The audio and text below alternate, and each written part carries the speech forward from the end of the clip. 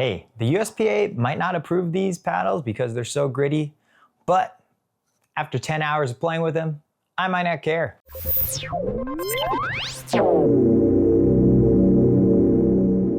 Hey guys, this is Will from Pickleball Paddle Reviews. These 10-hour reviews are of my own actual gameplay to give you guys insight on how these paddles play, especially with the quirks that they might develop or if they heat up. I want to play with them for at least 10 hours so you guys can get a clear view of how these actually feel and play. If you like this style of review, please subscribe to the channel. It really helps keep the flow of this content going. All right, so GRITT sent me all 3 of their carbon weave versions of this paddle. They come in 3 shapes and 16 millimeters for all of them. I'm gonna throw up some of the tech specs that they have on their site for this paddle.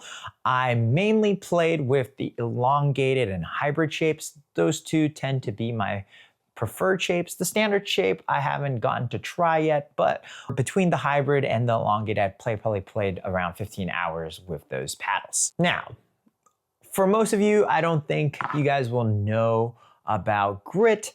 GRITT is actually a company out in Louisiana. They're pretty small. I think it's a one-man solopreneur kind of deal right now. He wanted to create a paddle that he would enjoy, so he got into trying to make like a very premium paddle. This is actually Gen 3.5, so it is quite powerful. It is very up to spec for Gen 3. I really think that he really put a lot of work into making this something very playable, very modern kind of Gen 3.5 with the quicker deflection and dwell time. Now, this was his first foray into manufacturing with China, so he did ask for a lot of help from them, asked them what they recommended for the highest grit level that he could add to this paddle. So when they recommended level 5 to him, he kind of trusted them and said, okay. So first batch of paddles, they all came back with level 5 grit. Now, to give you context, level 5 grit is the highest that the Chinese manufacturers recommended. But just so you guys know, a level 2 grit is something like on the Yola Pro 4. A level 3 grit is something like the Luz. A level 3.5, maybe a little higher, would be something like the RPM, maybe the Thrive. And this was level 5. This is, if you can't even see through the camera, it's essentially like a nail file. That's how gritty this carbon weave paddle face is. So yeah, Jacob was very surprised when he received his first batch.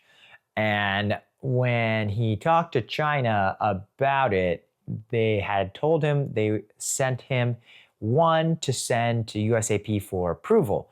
And that one felt more like the Yola Pro 4, which is a level 2 grit. And so he felt like he kind of got bait and switched on that. So it's very unfortunate for Jacob, but for us, we get these very premium feeling, very cool surface paddles for a steep discount because Jacob just wants to kind of let people try them, get an idea of how GRITT will be making paddles. So for $90 with code PBWilly, you can actually try and get one of these GRITT paddles. And you'll see why these are actually insane deals if you're willing to just use them for rec. Of course, these are not going to be USAP approved, so you can't bring them to a tournament. So obviously, my first impressions of these paddles were, wow, these things look gritty as heck. And when I ran my finger through them, I couldn't. They're so gritty that when I press my fingers into them, I really can't move my fingers. They are essentially like a nail file. The titanium ones that they also have on their site are very similar. I will be doing a review on those later on, so be sure to follow us so that you do catch that. I was very impressed with the overall design of these paddles. I actually think that this is one of the better designed paddles that I've seen this year, even though it's so simple. It's black and white with some of their wording all over the paddle, but I feel like it comes together very nicely, unlike some of the other ones. So I think Jacob did a great job planning this design out. I love the little green pickleball on the face as well. Now, obviously from my first impressions, when I first hit with this, it was insane watching how much topspin this had. I think I hit like, on the first day, at least 50 aces. And that was just from 2 hours of gameplay. And so this thing, if you can hit a very angled serve and you can really, you need a lot of topspin to keep it in. So this is absolutely insane for that. Now, let's get into talking about gameplay. So for ground strokes, if you play this paddle stock, it feels completely fine. I do recommend that you do put some weight on this. I started off with no weight, but I immediately felt like it needed weight. The main issue was that it was deflecting off the paddle face just a little too quickly. So it just needed a little bit more weight to kind of stick that ball onto the paddle a little bit. And with that added weight, you really get extra time to really put even more spin on that ball. So for ground strokes, once I added weight, they felt absolutely insane. Some of those top spin shots looked like they were dipping like crazy. Now, like I said, it doesn't change your game like dramatically, but you could see that on some hits that you're gonna have a lot more topspin than usual. Slice hits, they're fine too. From backcourt to midcourt, you can be much more aggressive with your drives because some of those balls will just topspin all the way back in and they dip in at the line.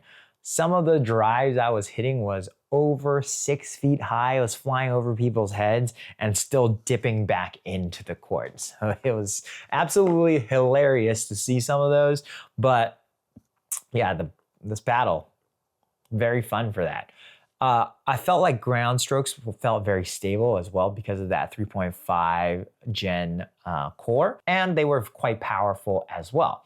Now, I will say, compared to something like the Thrive Fury or the RPM, this definitely has a lot less pop than those paddles, naturally, because those paddles have a little bit more dwell. One of the things I did notice from the ground strokes right away is that because of this carbon weave, and I'm pretty sure they use a CFC layup for this paddle, balls deflect just a little bit too fast. And it needs that little bit of dwell time to really push the ball for heavy drives and mid-court drives. So if you're expecting huge ground strokes to just be very fast and powerful, this isn't quite there without weight. You do need to add weight to get those. Now let's move into kitchen play, and I think at the net, this is an absolutely fun battle to play with. Once again, flicks, rolls, things that need topspin, slice dinks, topspin dinks, all of those feel insane. You're really gonna play well and notice that this paddle is very good at shaping the ball. Because of that added deflection here on the paddle, it kind of feels like dinking is a little easier than usual. I don't know about you guys. I don't usually like when there's a lot of dwell and pop on a paddle.